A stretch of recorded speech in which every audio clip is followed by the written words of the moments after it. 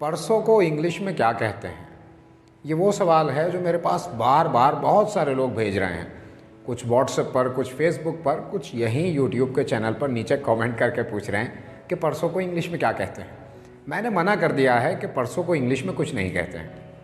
एक दो साहब ने जवाब में एक पिक्चर रिप्लाई की है जिसमें लिखा है कि परसों को इंग्लिश में एयर यस्टरडे या ओवर मॉरो कहते हैं। एयर यस्टरडे या ओवर मॉरो कहते हैं। उनका दावा है कि एयर यस्टरडे गुजरे हुए परसों को और ओवर मॉरो आने वाले परसों को कहते हैं। तो चलिए जानते हैं कि क्या वाकई में परसों के लिए इंग्लिश में कोई एक वर्ड है। असल में एयर यस्टरडे और ओवर मॉरो इंग्लिश में, बल्कि पुरानी इंग्लिश में सन 1600 या 1700 तक ये दोनों वर्ड इंग्लिश में सिर्फ बोले जाते थे। सिर्फ बोले जाते थे का मतलब ये है कि इन्हें किसी डिक्शनरी में रजिस्ट्रेशन नहीं मिला था। ये किसी डिक्शनरी में रजिस्टर्ड नहीं हुए थे, सिर्फ लोगों की ज़ुबानों तक थे।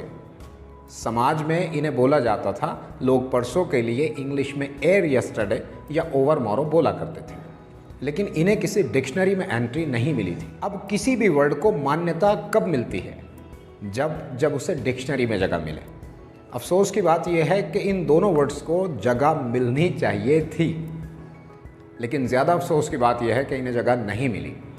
तो इस तरह से आप इस नतीजे पर आ सकते हैं कि एयर यस्टरडे और ओवर मॉरो सिर्फ स्पोकन इंग्लिश के कुछ वर्ड्स थे जो पुराने ज़माने तक प्रेवलेंट थे, ट्रेंडिंग थे।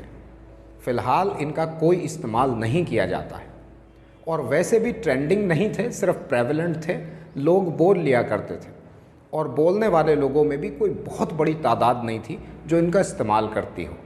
तो इस तरह to conclude we can say कि ओवर मॉरो और एयर यस्टरडे कोई वर्ड नहीं है और हमें इनका इस्तेमाल नहीं करना चाहिए।